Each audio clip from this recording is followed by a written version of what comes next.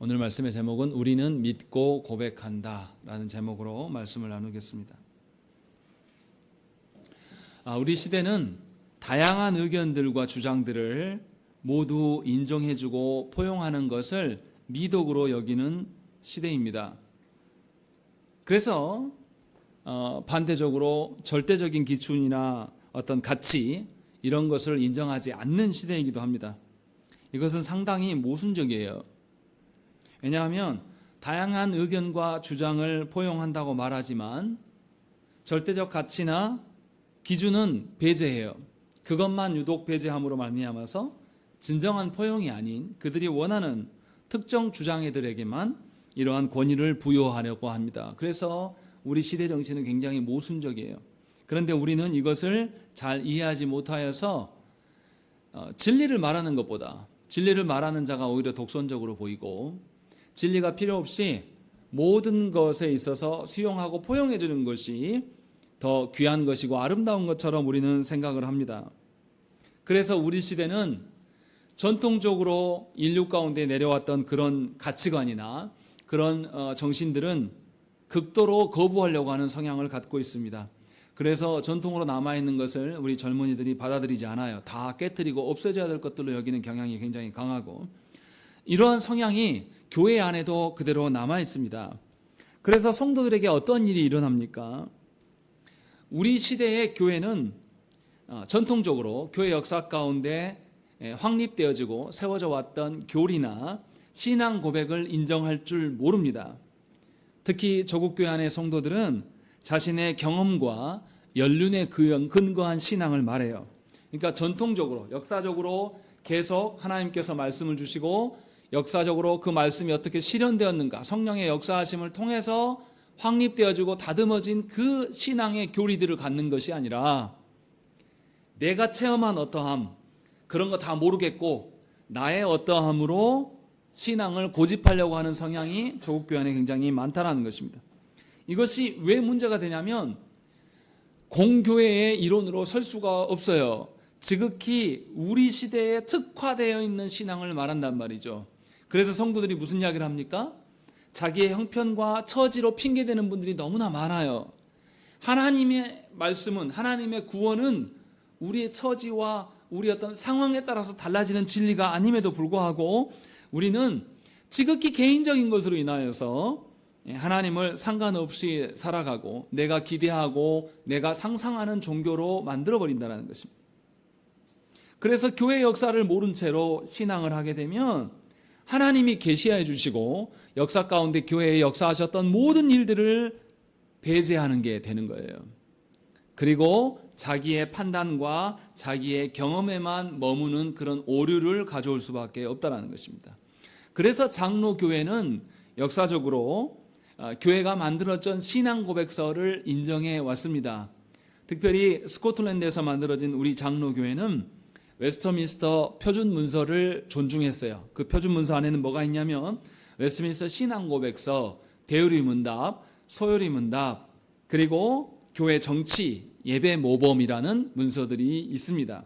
그래서 우리는 주일에 오전 10시에 모여서 소요리 문답을 계속 배워가고 있는 것이죠.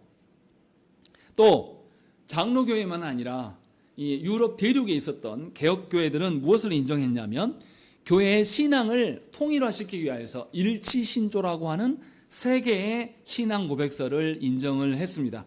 그 세 개가 뭐냐면 하이델베르크 교리문답과 벨직 신앙 고백서. 벨직 신앙 고백서는 벨기에 신앙 고백서라고 이해하시면 됩니다. 그리고 도르트 신경이 있습니다. 이렇게 세 가지를 인정하며 고백해 왔다라는 것입니다. 이렇게 세 가지를 인정하는 것은 교회를 분리시키려고 하는 것이 아니라 하나의 신앙으로 일치시키기 위하여서 이것을 인정했다는 것입니다. 그리고 이러한 신앙 고백서는 수세기를 거치면서 교회 안에서 진리로 인정되어지고 고백되어지고 확증되어져 왔습니다. 그래서 여전히 대륙의 개혁교회나 장로교회에서는 이러한 신앙 고백서들을 모두 다 존중하고 인정을 합니다. 그런데 너무나 안타까운 것은 뭐냐면 대한민국 조국 교회에서는 이 신앙 고백서를 인정할 줄을 몰라요. 이것이 뭔지도 모를 뿐더러 우리는 직분을 받을 때 웨스트민스터 신앙 고백서에 의하여서 이 직분을 수행할 것이다라고 분명히 하나님 앞에서 선언을 합니다. 그런데 내용을 몰라요. 이 선언이 가짜라는 것이죠. 이러한 신앙으로 살아가지 않는다라는 것입니다.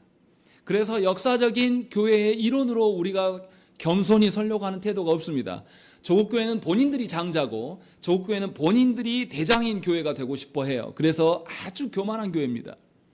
역사적인 교회 가운데 서려고 하는 것이 아니라 하나님께서 교회를 존립하였을 때부터, 교회를 태동케 하셨을 때부터 지금까지, 그리고 종말에까지 교회를 이뤄가시는 것이 하나님의 인도하심 가운데 있는 것이 아니라 우리의 손에 있다라고 믿는 교만함이 있다라는 것이죠. 이것은 교회를 하나님의 말씀으로부터 끊어내는 아주 악한 일임을 저와 여러분들이 알아야 된다는 것이죠. 그래서 우리 시대의 교회가 힘써야 될 것은 우리 시대만의 뭔가 독특하고 새로운 것을 개발해낼 것이 아니라 하나님께서 역사적으로 교회 가운데 성령께서 어떻게 말씀을 역사케 하셨는가, 이것을 존중하고 그 역사를 바르게 배움으로 말미암아서 교회 안에 이미 확립된 교리와 신앙 고백을 배워감으로 우리의 신앙을 점검을 해야 될 그런 태도가 있어야 된다는 것입니다. 그러할 때에 우리는 시공간을 초월하시는 하나님의 교회의 일원으로 남게 되는 것이고, 우리는 하나님께서 시공간을 초월하여서 우리에게 찾아오심의 참된 의미를 알게 된다라는 것입니다. 그래서 우리는 오후 예배 때마다 늘 신앙 고백서를 배운 거예요. 우리가 앞서서 교회론 하기 전에 그 앞에 뭐 했습니까? 하이델베르그 요리문답을 계속 배워왔어요. 그리고 이제 오늘부터 벨기에 신앙 고백서를 배우려고 합니다. 그러면 벨기에 신앙 고백서가 어떤 상황 가운데 있는가를 조금 알아야 되겠죠. 벨기에 신앙, 벨직 신앙 고백서를 쓴 사람은 귀도 드브레라는 사람이에요. 이 사람이 존재했을 때 시대는 벨기에와 네덜란드가 한 나라였어요.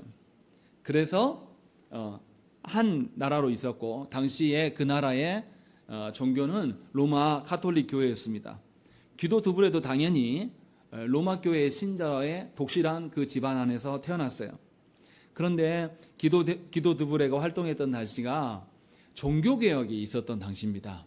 그래서 종교개혁으로 인하여서 귀도 드브레가 개종을 하게 돼요. 개신교 신앙으로 바뀝니다. 그래서 로마 교회의 핍박을 받게 돼요. 그렇지만 귀도 드브레 목사는 계속 은밀한 중에 지하교회에 계속 개신교 예배를 인도하면서 바른 신앙을 전수했습니다. 그래서 당시에 타락하고 부패한 로마 교회를 떠나서 성경적인 바른 신앙을 가르치려다 보니까 도피 생활을 할 수밖에 없었습니다. 그리고 그 하던 중에 본인이 이 신앙 고백서, 본인이 배웠던 그 신앙 고백서가 어디서부터 영향을 받냐면 프랑스 신앙 고백서부터 영향을 받아요.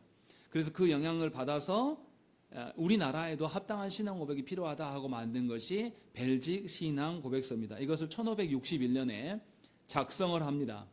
그리고 이것을 작성하였던 것을 믿는 자들에게만 통용시키는 것이 아니라 당시 이 벨기에, 네덜란드와 벨직, 이 벨기에 지역에 있는 개신교를 핍박하고 있는 사람이 누구였냐면 스페인 왕 필립 2세였습니다. 그래서 이 필립 2세에게 이 벨직 신앙 고백서, 우리가 믿는 바가 성경과 다를 바가 하나도 없다라는 것을 다 기록한 다음에 필립 2세에게 전달을 했습니다. 그런데 그 결과로 인하여서 귀도 드브레는 아예 지명 수배자가 되고 1567년 붙잡혀서 사형을 당합니다. 그때도 계속 권면을 했어요. 네 쓴 글을 포기하고 이것을 다 번복을 하면 너 살려줄게 라고 했지만 귀도 드브레는 바른 신앙 고백을 위하여서 목숨을 걸었습니다. 그리고 죽었던 것이죠. 그러니까 귀도 드브레는 자신의 믿는 신앙을 그저 마음속으로 믿은 사람이 아니에요. 믿는 바대로 실제로 살았습니다. 그래서 자기 집안의 배경인 로마 교회에서 벗어났어요. 왜냐하면 말씀이, 성경이 그것을 말하고 있지 않기 때문에 그것을 벗어날 수 있었고, 바른 신앙 고백을 작성했고, 또 그 당시에 강력한 군주였던 스페인 왕을 설득하려다가 죽음을 당했어요. 본인의 신앙대로 살려고 한 것이죠. 기도두부레가 신앙이라고 말하는 것은 단지 마음의 문제가 아니라 입술의 문제만이 아니에요. 실제로 자신의 삶과 생명을 걸었습니다. 지금 제가 말씀드리려고 하는 것은 기도두부레를 찬양하려고 이 말을 하는 것이 아니에요. 기도두부레가 분명하게 이런 상황 속에서 벨직 신앙 고백서를 기록을 하였어요. 그러면 그 안에 그가 고백한 바의 내용이 충실하게 있을 것이고, 이것이 역사적인 교회 가운데 계속 믿음의 발음을 강조해왔던 근거로 활용됐기에 우리도 이 고백서를 통하여서 우리의 신앙을 점검할 필요가 있다는 것입니다. 그런데 안타깝게도 기도두부레가 죽고 난 뒤에 벨기에와 네덜란드가 나라가 나뉘어지게 되고, 이 벨기에 신앙 고백서를 누구만 인정하냐면 벨기에는 인정하지 않습니다. 네덜란드만 인정을 하게 돼요. 그래서 네덜란드에서 계속 이어져 와서 우리에게 온 겁니다. 사실은 이제 이름이 벨기에로부터 시작되었기 때문에 벨직이라고 하지, 사실은 네덜란드 신앙 고백서의 의미가 더 합당할 수도 있겠죠. 여하튼 중요한 것은 우리는 이 벨직 신앙 고백을 통하여서 도대체 믿음이 무엇인가라는 것을 보기를 원한다는 것입니다. 그러면 믿음이 뭡니까? 성도에게 믿음은 매우 중요한 주제입니다. 왜 그렇습니까? 우리는 무엇으로 구원을 받습니까? 믿음으로 구원을 받아요. 또 우리는 믿음으로 의롭다함을 얻습니다. 우리는 또 믿음으로 말미암아서 하나님의 자녀로 살아갈 수가 있는 것이며, 또 우리는 믿음으로 말미암아서 날마다 거룩해져 갈 수가 있는 거예요. 그리고 무엇보다도 우리가 믿음이 있기 때문에 하나님이 약속하신 그 하나님 나라, 완전한 성화를 이룬 영화의 상태를 소망할 수 있는 것도 믿음으로 인한 것이기 때문에 성도에게 있어서 믿음은 굉장히 중요합니다. 믿음이 도대체 무엇인가를 이해하지 못하면 우리는 바른 신앙인으로 자라갈 수가 없어요. 그런데 감사하게도 벨직 신앙 고백서는 제일 먼저 뭘 이야기하냐면 믿음을 이야기를 합니다. 오늘은 뭘 설교하려고 하냐면요, 제 1항에 보시면 하나님에 대해서 설교할 것은 아니에요. 오늘 다음 주에 그걸 할 것이고요. 뭐 하냐면 잘 보세요. 1항에 보면 우리 모두는 유일하시며 단일한 영적 존재이신 하나님을 마음으로 믿고 입술로 고백합니다 라는 거죠. 다시 정리하면 우리 모두는 어떠한 것을 마음으로 믿고 입술로 고백합니다. 우리 모두는 하나님을 마음으로 믿고 입술로 고백합니다. 이 부분을 해설하려고 합니다. 왜 마음으로 믿고 입술로 고백한다고 할까요? 이것을 우리가 잘 이해해야 될 필요가 있다는 것입니다.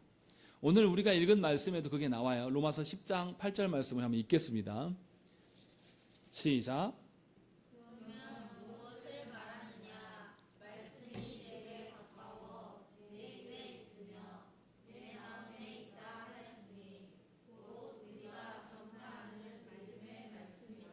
예, 거기서 뭐라고 합니까?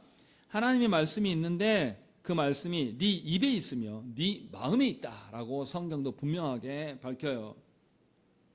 그저 신앙생활이 믿음이 마음의 문제만이 아니다라고 이야기를 하고 있어요. 조국 교회 안에서 믿음은 다 뭔 이야기로 생각합니까? 마음의 문제로 치부하는 경향이 있습니다. 그러나 성경은 그렇지 않다라고 이야기를 하고 있어요. 분명하게 마음과 입술의 문제다라고 이야기를 하고요. 10절에도 뭐라고 되어 있습니까? 사람이 마음으로 믿어 의에 이르고 입으로 시인하여 구원에 이른다라고 되어 있습니다. 그러니까 마음만 있으면 된다고요? 아니라는 겁니다.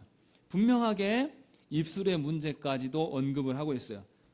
그러면 도대체 이게 무슨 말인가? 지금 왜 마음과 입술을 다 이야기하는 걸까? 이 의미를 우리가 알아야 돼요. 근데 이제 우리가 여기서 기억해야 될 게 있습니다. 먼저 생각해 봐야 될 게, 내 입에 있다. 입술의 고백에 대한 부분들을 우리가 생각을 해 봐야 돼요. 고백하다라는 것은 호모로게오라고 하는 헬라어 단어입니다. 이 단어의 뜻은 뭐냐면 선포하다, 인정하다, 시인하다 이런 의미예요. 이 말은 어떤 의미냐면 증언하다라는 의미예요. 자신의 본 바를 그대로 증언해서 확증시켜 주는 것이에요. 고백이라는 말은. 그러니까 고백한다는 것은 내가 알고 있는 것, 내 지식 자랑을 쭉 읊는 게 아니에요. 내가 마음속에 무엇을 믿고 있는가를 확증하는 것이 고백이에요. 자신이 알고 있는 지식을 나열하는 것을 고백이라고 말하지 않습니다. 그것은 자랑이라고 이야기하죠. 고백은 고백하는 자의 마음 중심에 무엇이 들어있는가를 확증해 주는 거예요. 그렇기 때문에 고백은 그냥 마음의 문제가 아니라 그 고백하는 자의 전 존재의 문제가 해당되는 것입니다. 그래서 교회는 신앙을 고백을 하고 이야기해요. 신앙 고백이라고 말합니다. 입술과 마음 모두를 요구하는 것이죠. 입은 마음이 체득되어진 것, 마음에 변화되어진 것들을 그대로 표현하는 것이에요. 그래서 이 신앙이라는 것은 내 마음만 있는 것이 아니라 이게 바깥으로 입증이 돼야 돼요. 이것을 말하고 있는 것이죠. 그렇기 때문에 믿음의 문제는 이럴 수도 있고 저럴 수도 있는 것이 아니에요. 믿음은 확증된 거예요. 확실한 지식만을 말하는 거예요. 왜냐하면 마음의 문제가 아니라 입술로 반드시 증언해야 될 문제예요. 증인이 거짓말을 하면 어떻게 됩니까? 반드시 심판을 받게 되어 있습니다. 고백의 문제는 확실함의 문제이고 보증된 거예요. 이것을 지금 말하고 있습니다.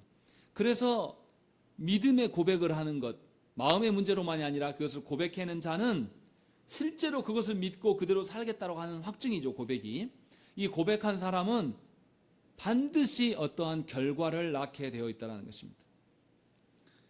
구원하는 믿음은 우리의 삶을 장악하고 우리의 존재 전체를 주관하기 때문에 우리가 살아가는 데 있어서 모든 것에 영향을 미칩니다.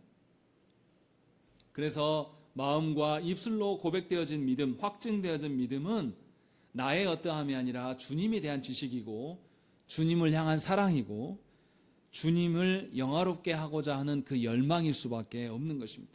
그래서 참된 믿음은 주님의 말씀으로, 주님의 어떠함으로 자라갑니다. 이게 굉장히 중요한 거예요. 다시 말하면 참된 믿음은 내 마음만의 문제가 아니라 이것이 실제로 내 삶을 주관하는 것이 되어서 고백으로 확증이 돼야 되고, 고백한 사람은 반드시 행함이 있게 돼요. 이 행함은 그냥 머리로서 아는 것만이 아니라 나의 정서에도 반응을 일으킬 수밖에 없고 나의 의지에도 반응을 일으킬 수밖에 없다라고 말하는 거예요. 그래서 고백을 강조하는 것입니다. 그러니까 참으로 믿는 자는 예수님을 사랑하고 주님의 말씀, 또 주의 날, 주님과의 교제함, 주님의 백성 된 자들을 모두 다 사랑하고 존귀히 여길 수밖에 없는 겁니다. 그냥 한국교회에서 말하는 것처럼 믿음은 마음의 문제라고 말하게 되면 마음속으로만 생각하고 있다가 아니면 덮어버리면 그만이에요. 알 길이 없어요. 그런데 참된 믿음은 마음의 문제만이 아니라 마음을 확증되어 줄 수 있는 확증, 증언으로 고백이 있는 것이고, 이 고백이 있는 자는 반드시 삶으로 연결이 된다는 거죠. 그래서 하나님만을 사랑하는 것이 아니라 하나님이 주신 말씀을 사랑하는 것이고 하나님께 예배하는 주의 날을 사랑하는 것이며 하나님의 백성된 자, 그리스도의 몸된 형제들을 모두 다 사랑하는 것, 이것이 반드시 드러날 수밖에 없다는 것입니다. 그래서 우리는 믿음의 문제는 마음의 문제이며 동시에 입술의 문제임을 우리가 잘 알아야 됩니다. 그러면 믿음이 인간의 능력이나 인간의 노력의 결과일 수 있는가? 그렇지 않다라는 것입니다. 믿음은 인간에게 주어진 자연적 능력이 아니에요. 하나님께서 우리를 구원하고 거듭나게 하시려고 할 때 하나님께서 우리에게 믿음을 선물로 베풀어 주십니다. 은혜인 것이죠. 그래서 우리가 믿어서 믿는 것이 아니라 믿어지게 하시기 때문에 우리가 믿는 겁니다. 그러므로 온전한 믿음은 뭐가 바뀌겠습니까? 먼저 우리의 마음이 바뀝니다. 내가 하는 것이 아니라 하나님이 하는 것으로 바뀌어져요. 이러한 마음이 전적으로 변화되지 않았는데 어떻게 믿을 수 있겠습니까? 하나님이 전적으로 변화시킬 때만 믿을 수가 있는 거예요. 그냥 어떤 사실이나 지식으로 아는 것하고 내가 믿음으로 믿는 거는 다른 거예요. 예를 들어서 물체는 밑으로 떨어집니다. 이거를 말하는 것은 믿음을 말하는 게 아니에요. 이것은 그냥 사실을 말하는 것 뿐입니다. 그런데 믿음이라는 것은 내 마음이 전체 다 변화되었어요. 어떤 사실, 하나님께서 우리를 구원하셨다라는 사실을 전적으로 수용하고 그것을 나의 것으로 인정하는 것, 이것이 믿음이에요. 그래서 삼위 하나님의 행하심을 전적으로 신뢰하게 되는 것, 이것이 믿음인 것이지 그냥 지식을 말하는 것이 아니란 말이죠. 그래서 삼위 하나님의 행하심을 우리가 어떻게 합니까? 우리가 꿈에서 보고 우리가 어떻게 환상 중에 보고 그렇게 하는 게 아니라 성경을 통해서 알게 되기 때문에 이 성경을 너무 사랑할 수밖에 없어요. 또 말씀을 깨닫게 하시는 것이 신자 자신의 능력에 의한 것이 아니라 성령께서 우리를 도우시고 깨닫게 해 주시기 때문에 우리는 더욱더 하나님을 의존할 수밖에 없고, 하나님을 의존하기 때문에 말씀대로 되어지기를 원하여서 우리는 기도하는 것입니다. 그래서 그 기도가 나의 것이 아니라 하나님의 것을 구하는 기도로 되어져 갈 수밖에 없어요. 왜냐하면 하나님의 말씀을 하나님께서 주셨기 때문에, 또 하나님께서 깨닫게 하셨기 때문에, 그래서 하나님의 것을 기도할 수밖에 없는 거예요. 그러니까 참된 믿음을 가진 사람은 하나님 주신 말씀을 부지런히 읽고 생각을 해보고 또 그렇게 살아보고, 그것이 그렇게 되지 않는다는 것을 깨달았을 때 더욱더 하나님께 기도하면서 하나님이 응해 주시기를, 하나님이 다스려 주시기를 행할 수밖에 없는 거예요. 그러니까 참된 믿음이 있는 사람은 말씀을 너무너무 사랑해서 말씀을 곁에 두고 또 기도하는 일을 할 수밖에 없는 거예요. 기도시켜서 하는 게 아니라, 교회에서 무엇인가 성경 맺독하세요 라고 해서 시키는 것이 아니라 전적으로 하나님을 의존하는 자세가 드러날 수밖에 없는 것이죠. 그래서 사람의 노력이나 열심이나 사람의 간절함이나 이런 것으로 되지 않는다라고 말하는 거예요. 그래서 내 자신을 부인하기 때문에, 그래서 믿음은 내 마음의 변화의 문제입니다. 내 마음이 전적으로 달라져야 돼요. 하나님의 주신 것들을 귀하게 여기고 사랑하는 것, 이것이 믿음의 문제예요. 두 번째는 믿음은 입술의 문제예요. 앞에서도 말씀드렸지만 내 마음이 동의하고 인정하고 받아들이고 신뢰하는 것을 입술로 확증하는 것이에요. 이 말은 공적인 확증을 말하는 것입니다. 하나님께서 내 마음속에 이미 변화시켜서 동의되어진 그 사실을 마음에 두고만 있는 것이 아니라 보고 듣고 경험하고 느낌으로 인하여서 자신의 삶까지, 자신의 전 존재까지 개혁시켜 나가는 것, 변화시켜 나가는 것을 분명히 입술의 고백이라고 이야기하기 때문에 믿음은 입술의 문제입니다.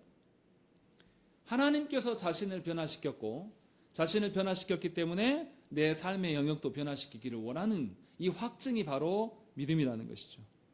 그래서 믿는 자는 반드시 입술의 고백이 있어서 확증되는 삶을 살 수밖에 없어요. 성령께서 역사하시고 성령께서 자신을 지도하심을 믿기 때문에 더더욱 확증할 수가 있는 것이고, 확증함으로 말미암아 하나님을 더욱더 의존할 수가 있는 것입니다.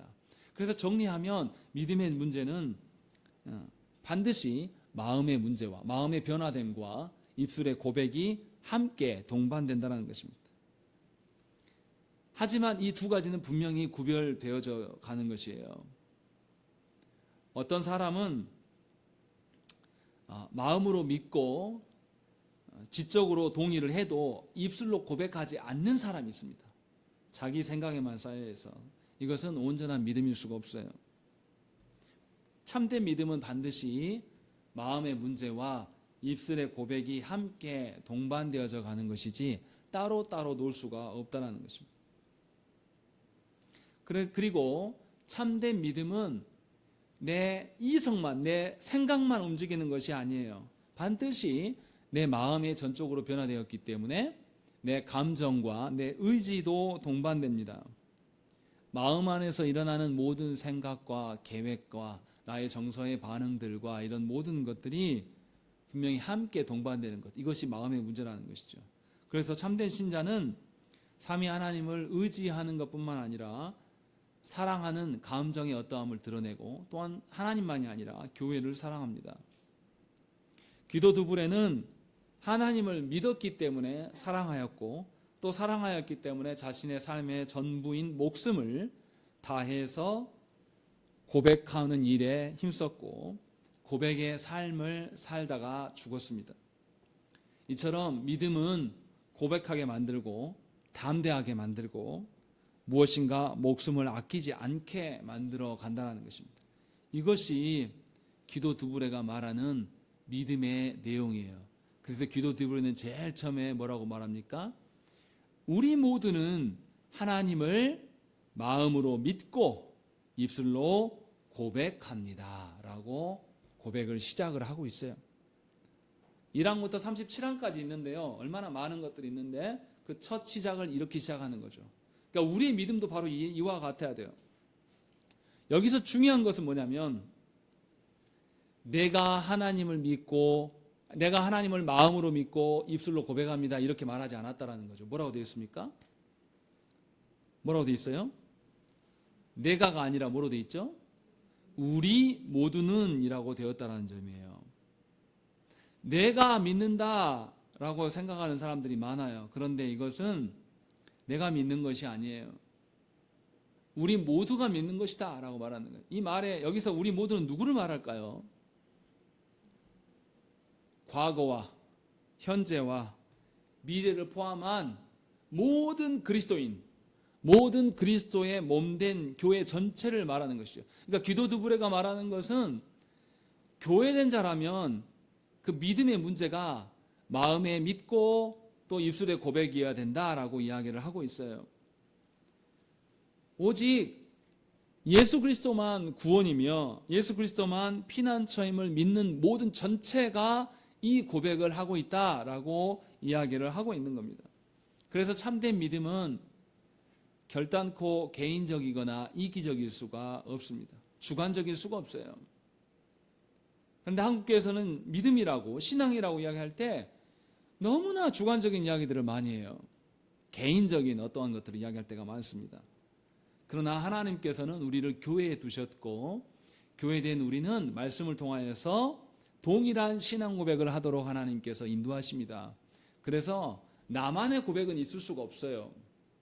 공교회적인 우리 모두의 고백이 있다라고 지금 분명하게 밝히고 있어요. 그래서 우리의 신앙 고백은 어떻습니까? 객관적이고 보편적이며 공교회에 함께 고백되어지는 것이에요. 분명히 이 점을 기억하셔야 한다는 것입니다. 여러분의 신앙은 말씀으로 반드시 객관화해야 될 필요가 있어요. 주관적으로 여러분들의 자신의 생각대로 살아가는 것이 신앙인의 삶이 아니에요. 하나님 앞에서 말씀으로 인하여서 객관적으로 살아가야 돼요. 객관적으로 살아간다는 것은 누구 앞에서 살아가는 것입니까? 하나님 앞에서 살아가는 거예요. 하나님 앞에서 나는 독단적으로 서 있는 것이 아니라 교회로 서 있는 자예요. 그리스도의 몸으로 서 있는 자이기 때문에 분명히 하나님 앞에서 내가 발견되기를 원하는 것이에요. 교회를 다니면서 교회 안에서 자꾸 나를 드러내려고 하는 것은 신앙이 아닙니다. 그것은 악한 거예요. 왜냐하면 하나님 앞에서 나는 없어요. 누구만 있습니까? 그리스도의 몸으로서의 나만 존재하는 거예요. 교회로서의 나만 존재하는 것입니다. 그래서 우리 모두의 믿음은 하나님의 선한 기준 앞에서 점검되어야 되는 것입니다. 결코 우리의 개인적인 소원이나 우리의 바램이나 우리의 어떠함으로 살아가는 것이 아니라는 것입니다.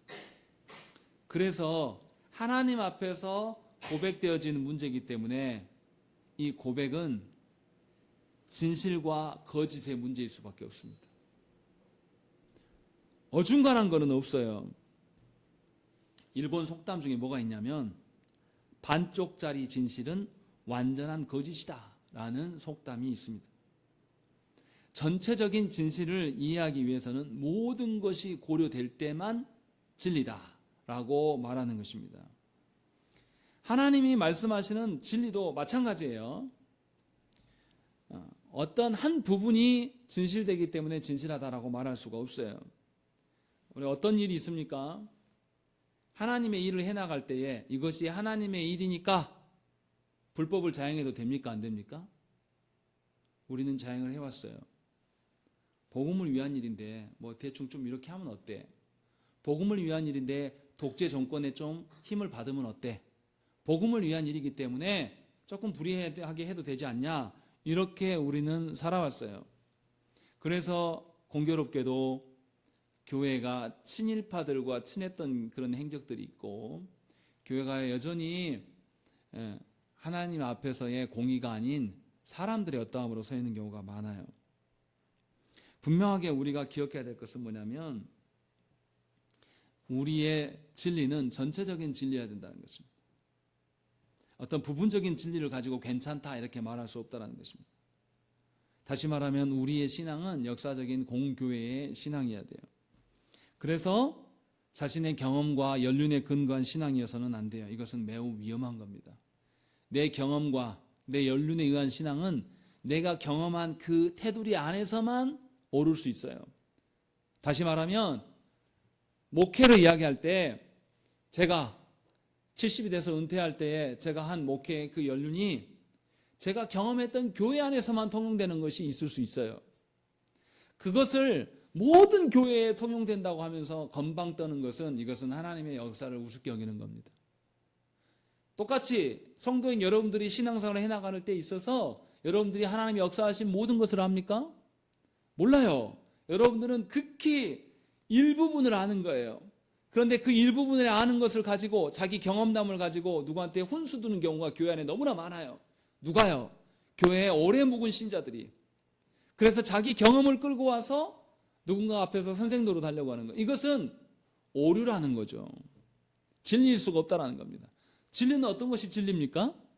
나에게서만 통용되었던 것이 아니라 우리 모두에게서, 여기서 우리 모두는 누군가요?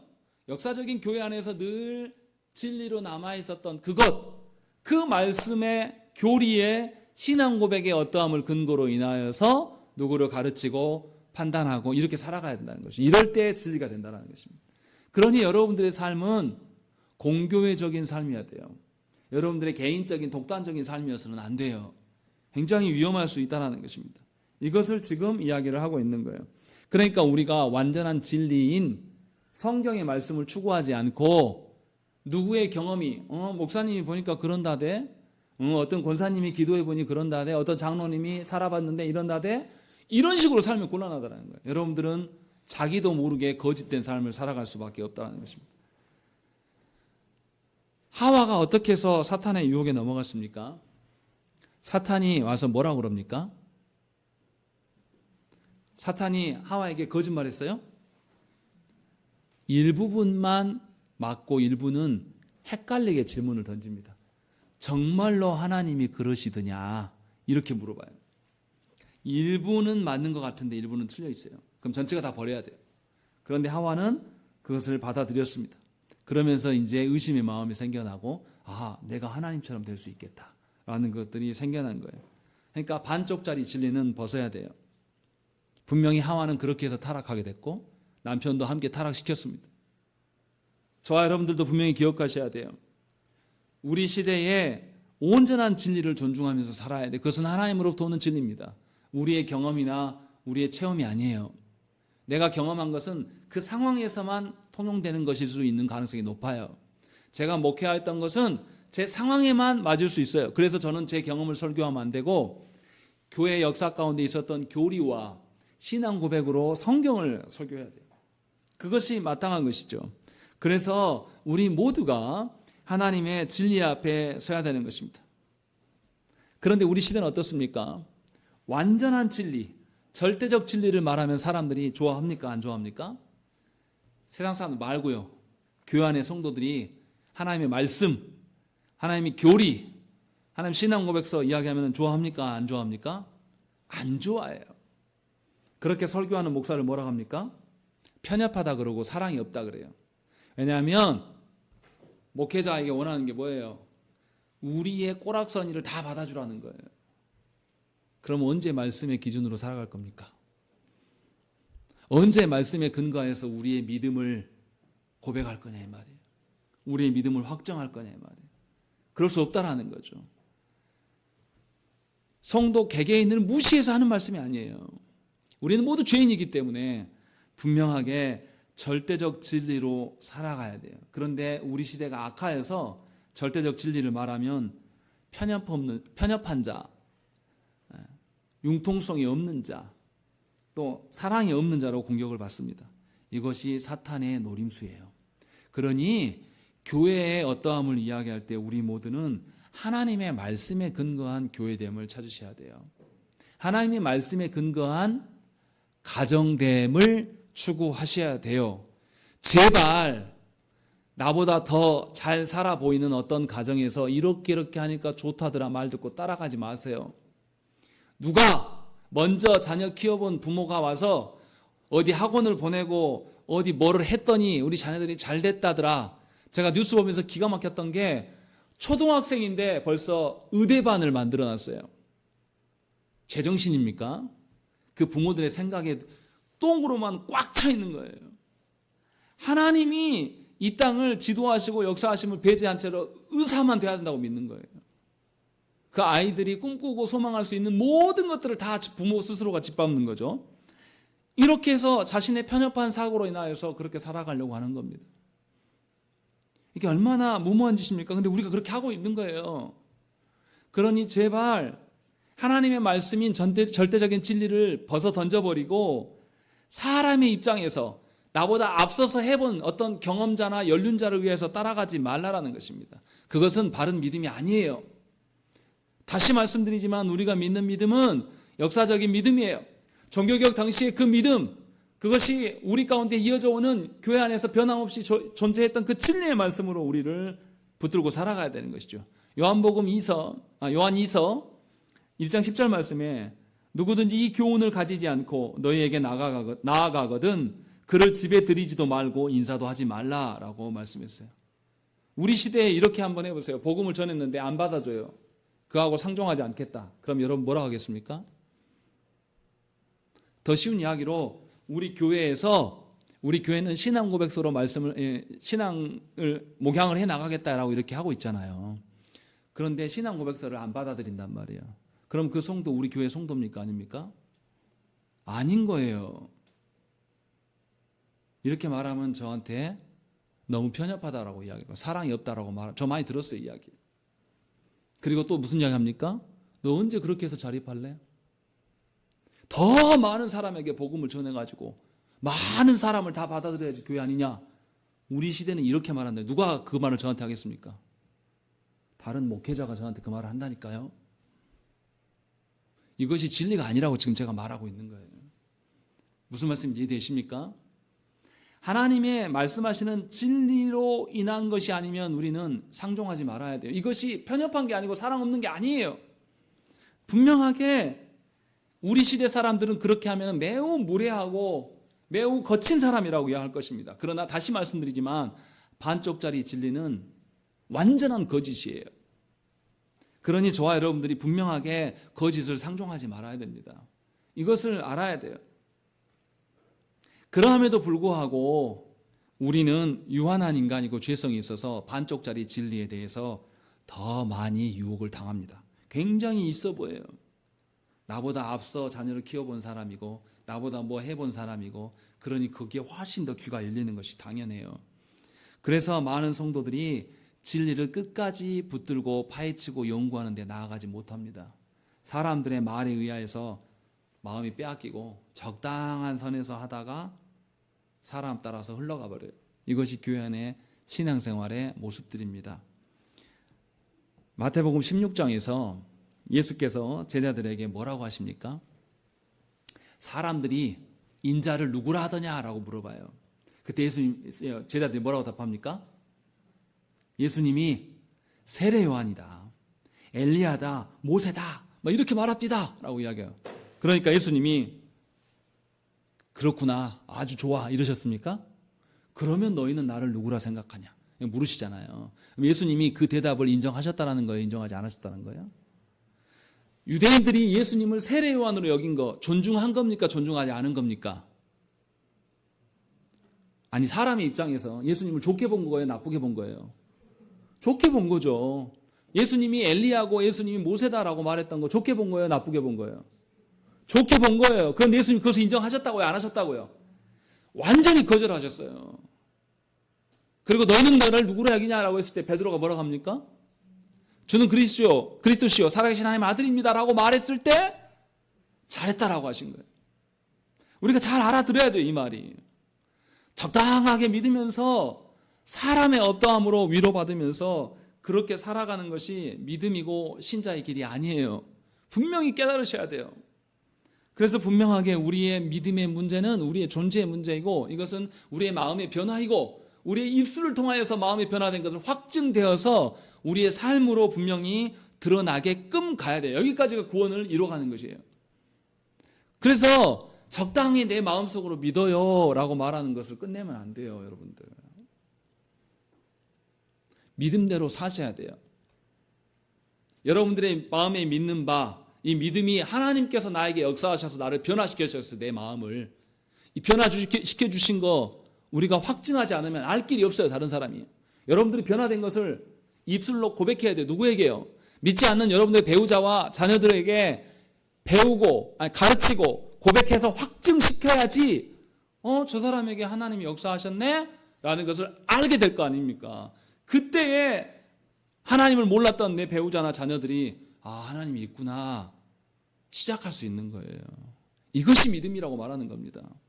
그냥 마음속으로 나는 믿는데요, 내 남편한테 말하면 내 남편이 싫어해요, 그러니까 저 입술에 고백 못하겠습니다, 이건 믿음이 아니라고 말하는 거예요. 지금 기도 두 분은 지금 이 이야기를 하고 있는 겁니다. 자기의 믿음 때문에 목숨까지도 버린 사람이 신앙 고백서로 작성해놓은 건 첫 부분이 바로 이게 나온 거예요. 이게 안 되면 그 다음에 하나님이 어떻고 저쩌고 막 이야기해도 필요가 없어요. 바른 믿음에 대한 관점이 우리 안에 세워지지 않으면 우리는 반쪽짜리, 그것은 완전히 거짓이라고 말씀드렸죠. 그렇게 살아갈 수밖에 없는 겁니다. 그래서 변화가 없는 거예요. 그래서 여러분의 가정 안에서 어려운 것입니다.